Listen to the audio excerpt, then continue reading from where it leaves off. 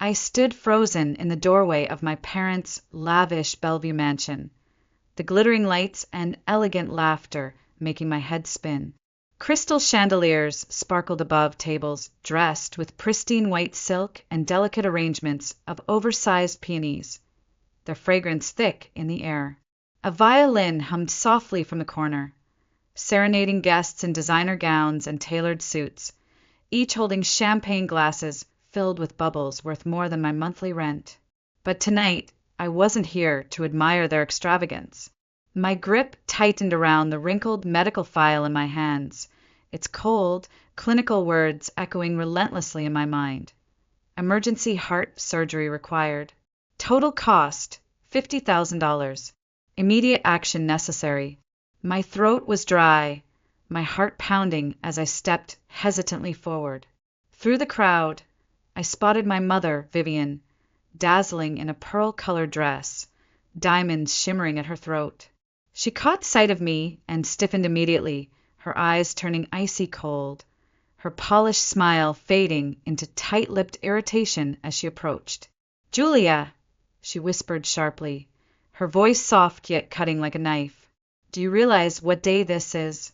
This is your brother Brandon's pre-wedding celebration, planned months ago. Must you make a scene right now?" I swallowed hard, struggling to maintain my composure as shame and desperation burned through me. Quietly, I opened the medical file, holding it up like a plea for mercy. "Mom," I whispered, my voice breaking slightly.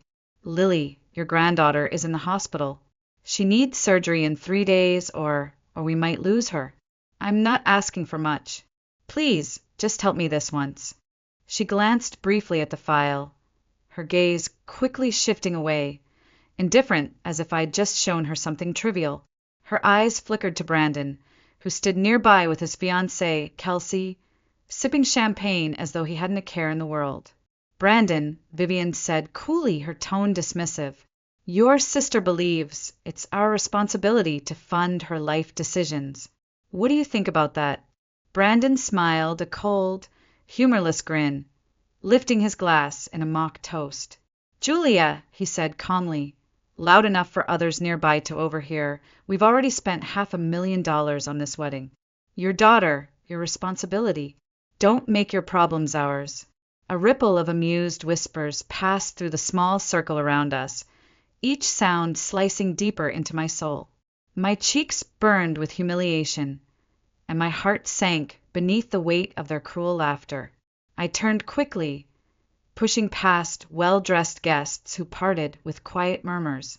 I stepped out into the Seattle drizzle, cold rain mingling with my silent tears, soaking through my thin coat. I vowed right then, shivering in the darkness, clutching my daughter's medical report against my chest, that I would never again beg these people for help. But little did I know, life would soon force them back into my path. Only this time, they would be the ones begging, pleading for my mercy. And by then, everything had changed. After driving home in numb silence, I stepped into our modest apartment in downtown Seattle. Daniel rushed over, his eyes filled with hope, quickly fading when he saw my face. "They said no, didn't they?" he murmured softly, pulling me into a gentle embrace. I didn't answer right away, letting the silence speak for itself. Finally, I whispered, "They said Lily's our responsibility. They refused to help her." His jaw tightened, eyes briefly flashing anger, but he said nothing. He simply held me tighter, grounding me when I felt like I might collapse under the crushing weight of despair. That night, sleep was impossible. Every time I closed my eyes, I saw Lily's pale face, her fragile body lying motionless on the hospital bed. Her heart was weakening day by day, each moment precious and slipping through her fingers like sand. In the dim glow of my phone screen, I watched the numbers.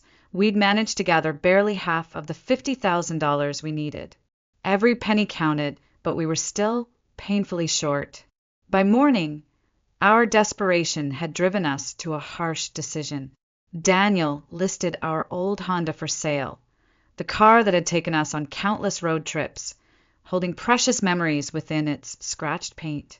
I sold my work equipment, my design software, my drafting tablet, leaving myself with just the bare essentials. We stripped our home bare, willing to sacrifice everything for one chance to save Lily's life. But it wasn't enough. Sitting on the floor of the empty living room, staring blankly at the walls, I started researching high-interest loans, dangerous, desperate decisions I knew we couldn't afford, but my heart left me no choice. That was when Daniel's parents, Elaine and George, arrived unannounced. They walked slowly through our now empty home, their eyes soft with understanding. Elaine knelt beside me, gently taking my hand, her eyes filling with quiet determination. "Julia, listen to me," she said softly, squeezing my hand reassuringly. "George and I discussed it last night. We're selling the house." My heart stopped. "No, Elaine, you can't." She gently silenced my protest with a shake of her head. "Julia, it's just a house, just walls, just bricks. Lily is our granddaughter. Nothing matters more than her life. We'll manage somehow, renting a small place.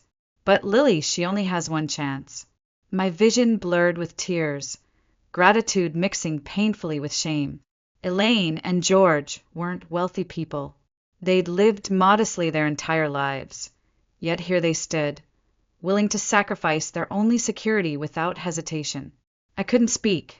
Instead, silent tears streamed down my face, landing on Elaine's gentle hands, hands that had always comforted Lily, knitting sweaters, baking cookies, never hesitating to love her fully, even though we weren't connected by blood. Within days, the money was secured, and Lily underwent surgery. Those hours of waiting were the longest and darkest of my life.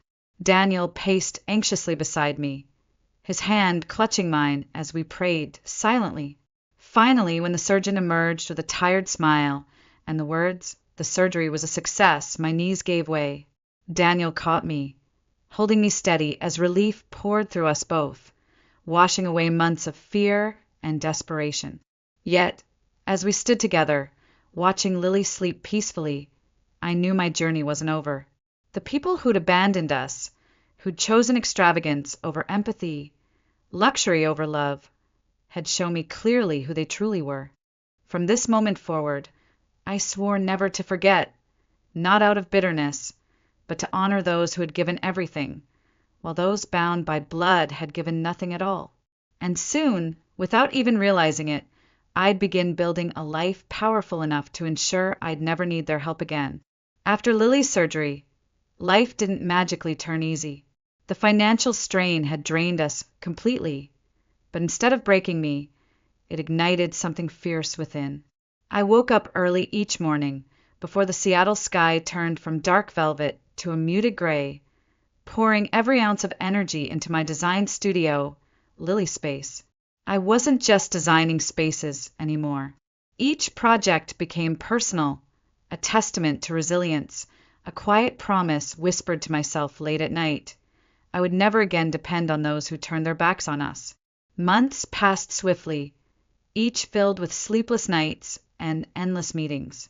I took jobs that were risky, challenging, projects no other designer dared to attempt.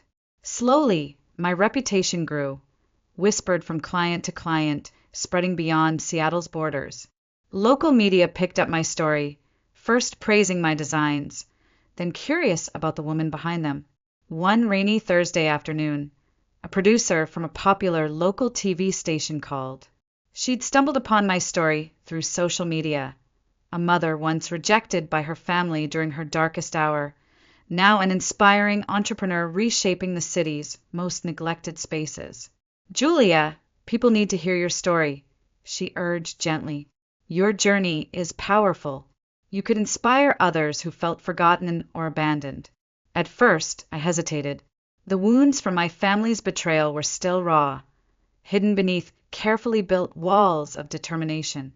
But as I watched Lily playing happily in our small backyard, laughter ringing bright in the evening air, I knew I couldn't remain silent. My pain could become someone else's hope.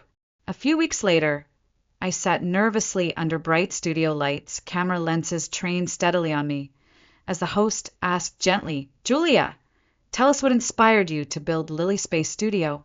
I took a deep breath, my voice calm yet strong, my gaze fixed on the camera as though speaking directly to every person watching from behind screens. When my daughter was gravely ill, I asked my own family for help. They chose their $500,000 wedding over saving her life. That moment taught me that love isn't always guaranteed by blood. Sometimes it comes from those who have nothing left to give, but still give anyway. I built Lily Space not only for Lily, but for everyone who feels they've nowhere to turn. I learned you don't need those who abandoned you. You just need to remember who stood by you when nobody else would. The interview aired that weekend and quickly went viral. Messages poured in from strangers sharing their own experiences. Stories of rejection, isolation, and quiet triumph. But among the messages of gratitude and hope, something else happened, something I hadn't fully expected. People quickly connected the dots. They uncovered the identities of my parents, Vivian and Richard Bennett, prominent figures whose business depended heavily on maintaining their flawless public image.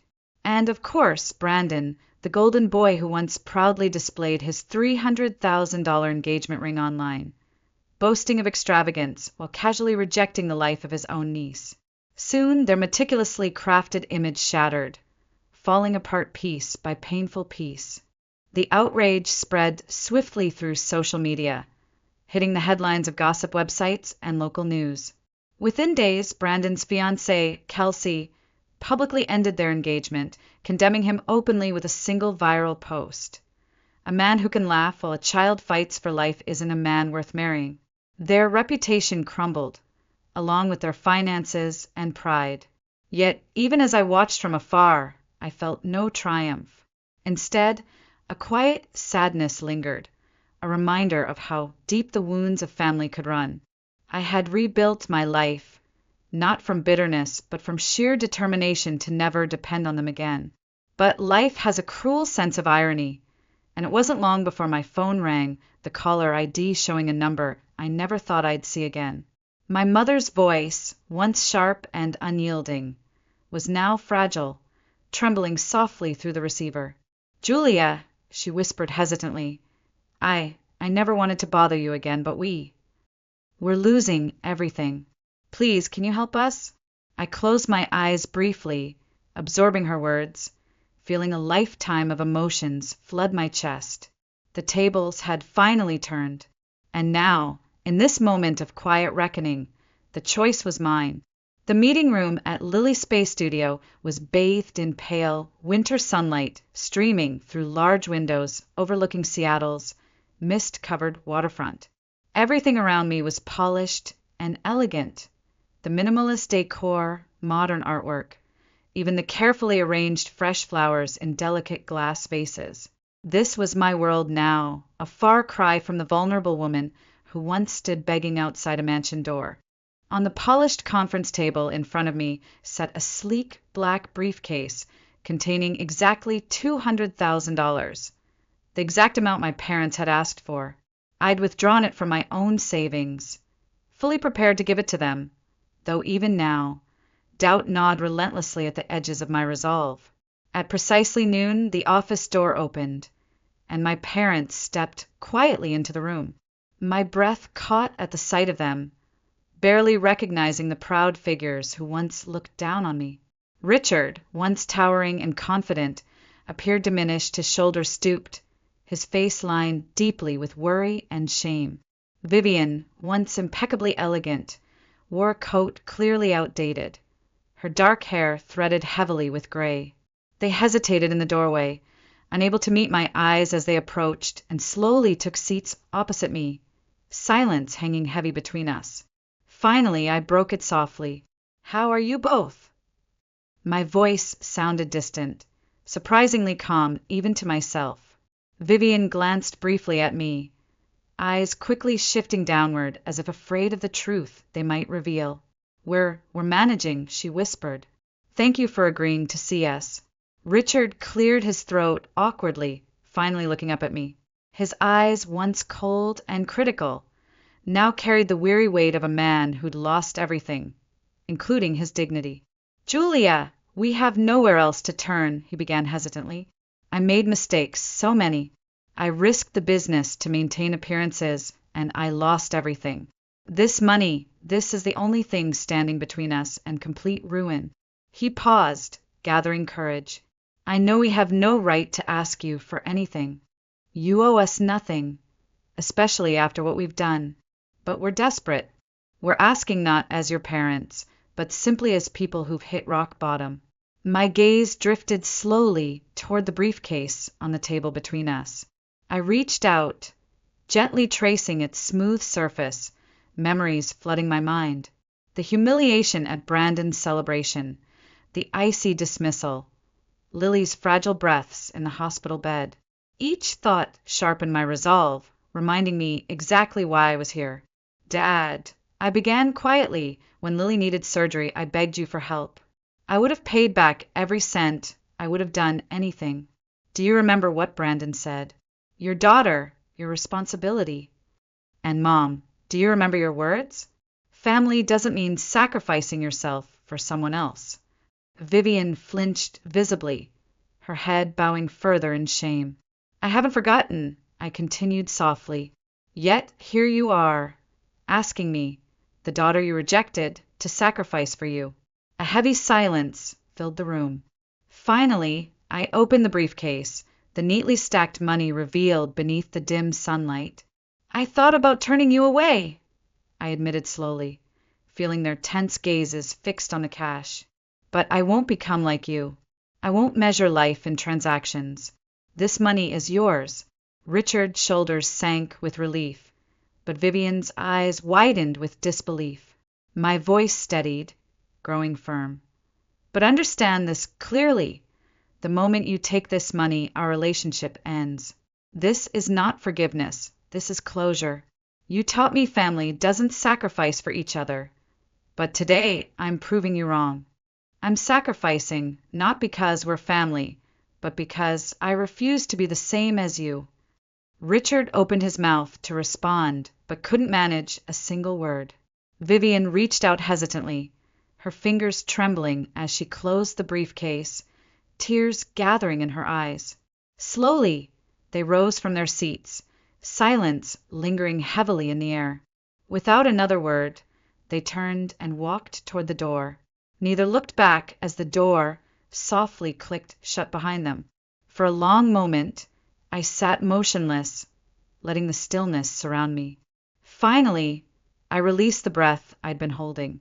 I'd imagined this day countless times, expecting satisfaction or perhaps sorrow. But now, alone in this bright room, all I felt was a quiet, profound calm.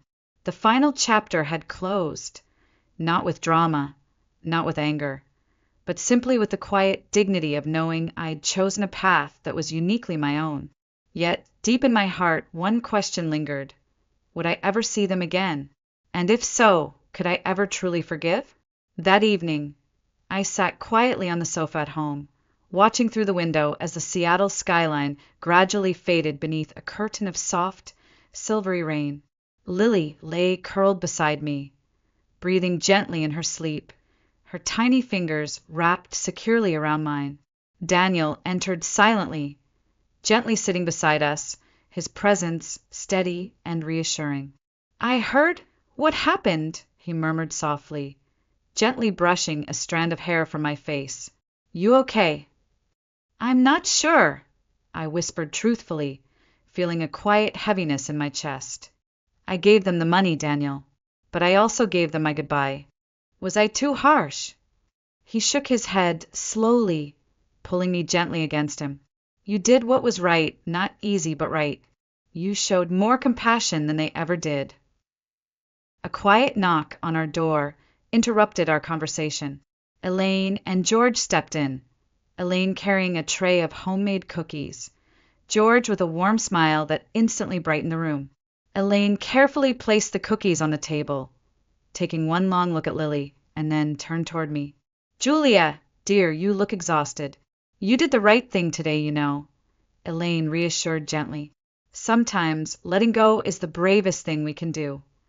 I met her gaze, warmth spreading through my chest, grateful beyond words for these two gentle souls who'd always stood beside me. Elaine reached out and squeezed my hand, her touch reassuringly firm. George nodded softly, eyes shining with quiet pride. "We couldn't have asked for a better daughter-in-law," he said warmly, his voice gentle. "Family isn't about who shares your blood, it's about who shares your heart." His words resonated deeply within me, washing away the last traces of uncertainty I'd felt. We spent that evening surrounded by warmth and quiet laughter, a simple joy I'd learned to treasure. When Elaine and George finally left, the house felt lighter, calmer somehow, as if a lingering shadow had finally vanished. Days turned into weeks, and life slowly found its rhythm again. Lily thrived, growing stronger every day, her laughter filling every corner of our home. One evening, as we sat around our kitchen table, Lily climbed into my lap, gently placing her small hand against my cheek. "Mommy," she said softly, her wide eyes serious, "last night I dreamed you were a superhero. You flew into the sky and saved me. I wasn't scared anymore." Tears filled my eyes as I held her close, her words touching something deep within me. Daniel smiled gently from across the table, his gaze filled with love. "She's right, you know," he whispered warmly. "You've always been our superhero." I smiled back, shaking my head slightly, feeling a quiet, powerful strength blossom in my chest. I wasn't extraordinary. I was simply a mother who'd faced impossible decisions, a daughter who'd learned painful truths, and a woman who chose to rise above bitterness. Months later, I quietly tracked down the new owners of Elaine and George's beloved home, the very home they'd sacrificed without hesitation to save Lily's life. After weeks of careful negotiation, I managed to buy it back, never breathing a word about it until Elaine's birthday arrived. That afternoon, as we walked together toward their old street, Elaine paused, confusion clouding her face. "Julia, dear, why are we here?" I gently placed the keys into her trembling hand, watching comprehension slowly dawn in her eyes. "We're home, Elaine," I whispered softly. "You gave up everything for us. Now it's our turn to give it back." She stared at me silently, tears streaming quietly down her face. Beside her, George squeezed her hand tightly, his own eyes bright with emotion. Inside the house, Lily ran straight toward the kitchen, calling out excitedly, "Grandma! Grandpa! This means pancakes every morning again, right?" Elaine laughed through her tears, kneeling to embrace Lily tightly, the warmth of their joy filling every inch of the home. Watching them, I knew this was exactly what family meant: unconditional love, sacrifice without hesitation, bonds built by choice rather than blood. As I stood quietly, Daniel slipped his hand into mine, leaning close. "You did this," he murmured gently. "You made it through everything. I'm proud of you." I nodded, a quiet peace settling within me. This wasn't revenge. It wasn't triumph. It was simply healing, the powerful, gentle kind that comes from moving forward without forgetting those who stood beside me at my lowest. From now on, every morning would begin with love, laughter, and the knowledge that family was defined not by blood, but by the strength of hearts willing to stay when the rest of the world turned away. Time moved forward, steady and gentle, like the rhythm of waves along Seattle's shoreline. Our lives blossomed quietly, beautifully, rich not in extravagance, but in love and gratitude. Lily grew stronger, her bright laughter echoing through Elaine and George's cozy home each morning. Daniel continued supporting me silently, steadfastly, his love grounding me through every storm. Lily's space studio flourished, reaching heights I'd once never dared imagine. The magazine interviews, the media coverage, it had all faded into comfortable normalcy. But one afternoon, as I sat quietly at my desk, an unexpected phone call pulled me sharply back into the past. It was Brandon. "Julia," he began hesitantly, voice stripped of the arrogance that once defined him. "I know You probably don't want to talk to me, but please, just give me a minute. I hesitated, my heart tightening slightly, but finally answered softly, Go ahead. He took a shaky breath. Everything fell apart after the wedding was canceled. The business, our parents, our family, it's all gone. I thought being successful meant never needing anyone, especially not you. But I was wrong. I've lost everything. I have nothing left, Julia. I listened silently, the raw honesty in his voice cutting deep. I no longer hated Brandon. In truth, I pitied him. He had been raised to chase appearances, taught that love was conditional and success purely superficial. But pity wasn't forgiveness. Brandon, I answered quietly, feeling an odd sense of calm, you chose this. All I ever wanted was to belong, to feel loved. Instead, you made sure I felt worthless. I wish you no harm, but I also can't save you from the life you built. It's time you faced it alone like I once did. He was silent, and then a soft whisper. I understand. I just wanted you to know that I'm sorry. I hung up gently, exhaling a long breath. There was no satisfaction, just quiet closure. I'd learned forgiveness doesn't always mean reunion. Sometimes it simply means releasing your pain and moving forward. The years passed gently after that. Elaine and George filled Lily's childhood with warmth, wisdom, and endless pancakes. My parents never reached out again, and I made peace with that quiet emptiness. Family, I'd learned, wasn't always something you were born into. Sometimes it was something you created from love, trust, and loyalty. One warm spring evening, as the golden sunset painted Seattle's sky, Lily crawled into my lap again, now older but still with the innocence of childhood. She gazed up at me, her voice soft but confident. Mommy, do you remember when I dreamed you were a superhero? Well, now I know why. You saved me. You saved all of us. I hugged her tightly, tears stinging my eyes as I whispered back, No, sweetie, you saved me. She smiled gently, placing her hand over my heart. Then we saved each other. As darkness fell over our home that night, I lay quietly beside Daniel, listening to his gentle breathing, feeling an overwhelming gratitude I'd never known before. I'd faced pain, betrayal, loss, but I'd emerged stronger, wiser, and more compassionate. Today, I no longer wake up burdened by the past. I wake up thankful for Lily's laughter echoing down the hallway, for the gentle strength of Daniel's presence beside me, for Elaine and George's unconditional love. Most of all, I'm thankful for the life we built from ashes, a life defined not by revenge, but by resilience, love, and healing.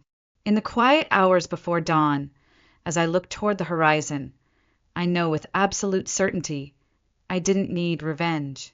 I only needed courage to rise, to heal, and to forgive without losing myself. And in the end, that was more powerful than revenge could ever be.